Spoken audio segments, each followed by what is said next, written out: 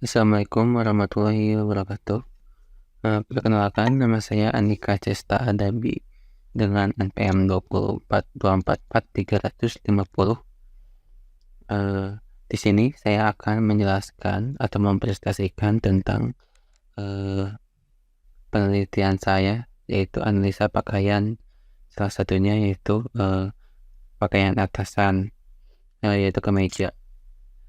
Dari hasil analisa yang saya teliti, ada dua komponen yang saya teliti, yaitu dari kain dan aksesorisnya.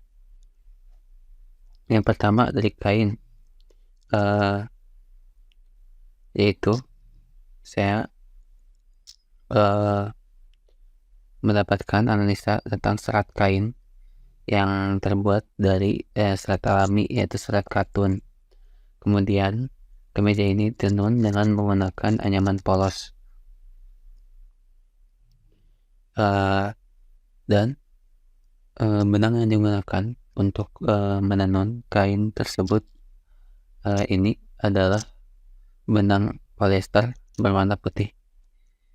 Kemudian warna yang dipakai adalah warna putih dengan teknik pewarnaan paste dye.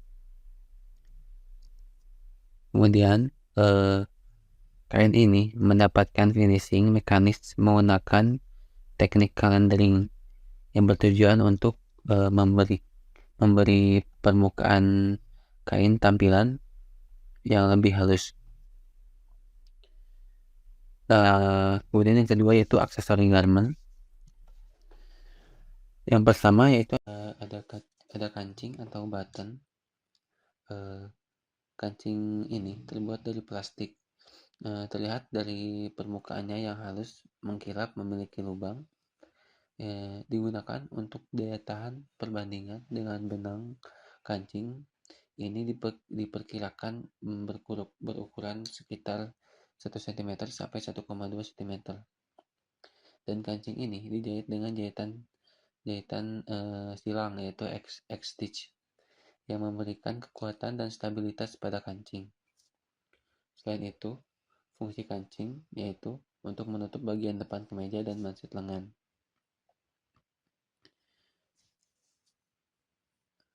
Yang kedua yaitu label. Seperti yang kita lihat pada label, merek ini bertuliskan Bunda Collection, ditempelkan di bagian dalam kerah belakang dan dibuat dari woven label atau tenunan. Label ini dijahit di kedua ujung sisi pendeknya.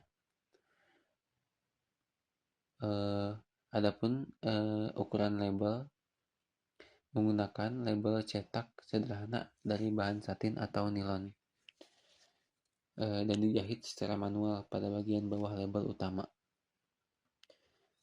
Dan yang terakhir, yang ketiga, yaitu interlining. Interlining ini terlihat pada kerah dan manset. Dapat dikenali karena bagian ini lebih kaku dan tebal. Fungsinya untuk menambah struktur pada kerah dan manset. Assalamualaikum warahmatullahi wabarakatuh. Perkenalkan, nama saya Adi Eka dengan NPM 2443047. Di sini saya akan membahas tentang tren global tekstil new material, yaitu bambu. Indonesia kaya akan tanaman yang dapat diambil seratnya untuk diolah menjadi produk yang bermanfaat.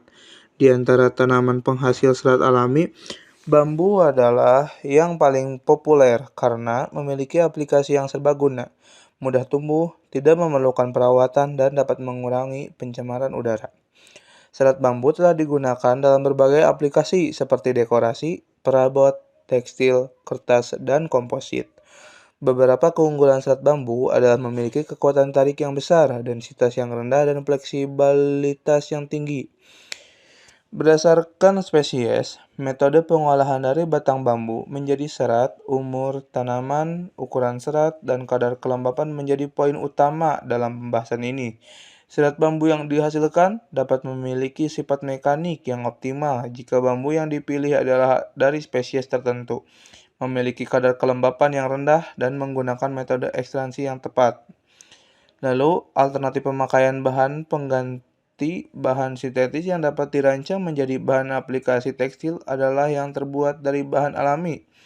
Isu yang berkembang dewasa ini tentang masalah lingkungan telah mendorong para peneliti untuk menemukan bahan-bahan baru yang memiliki sifat dan perilaku eco-friendly, biodegradable, biokomposit, biomaterial, biofuels, dan green environment.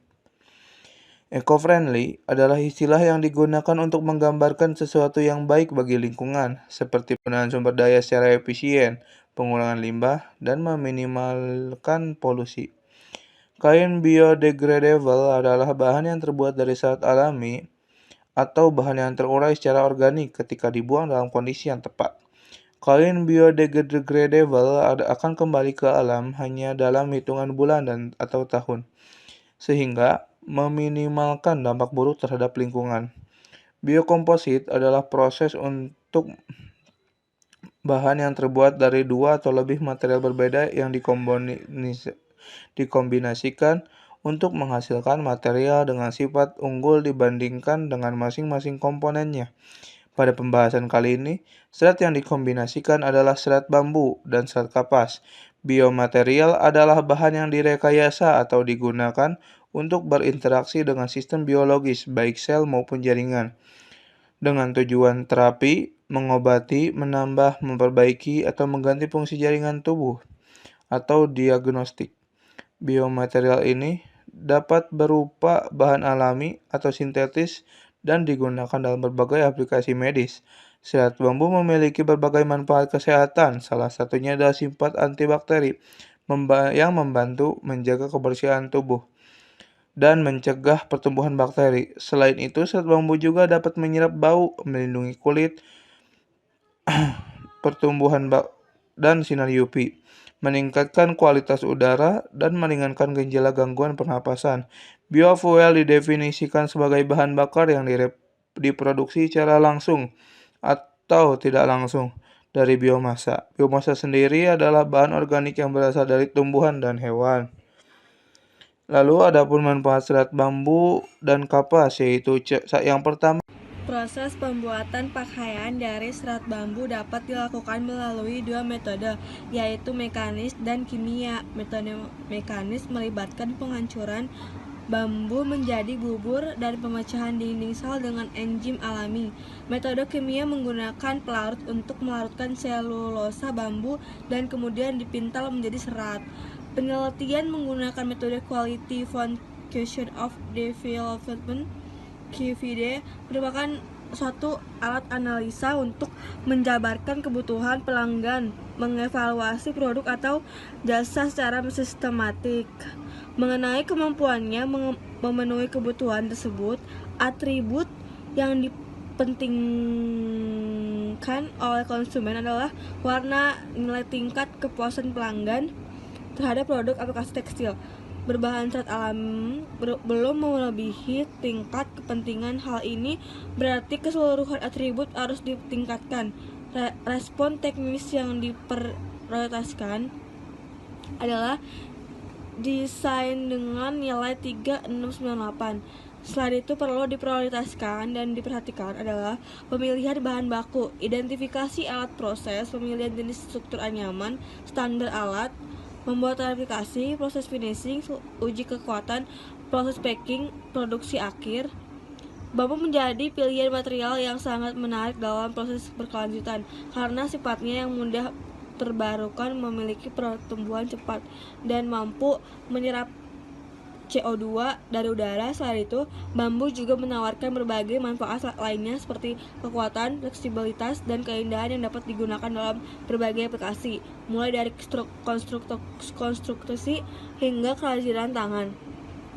Proses pengolahannya dilakukan secara berkelanjutan, mulai dari penanaman bambu yang tidak memerlukan pestisida dan pupuk kimia hingga penanaman yang tidak merusak akar tanaman sehingga memungkinkan regenerasi tanpa perlu penanaman ulang.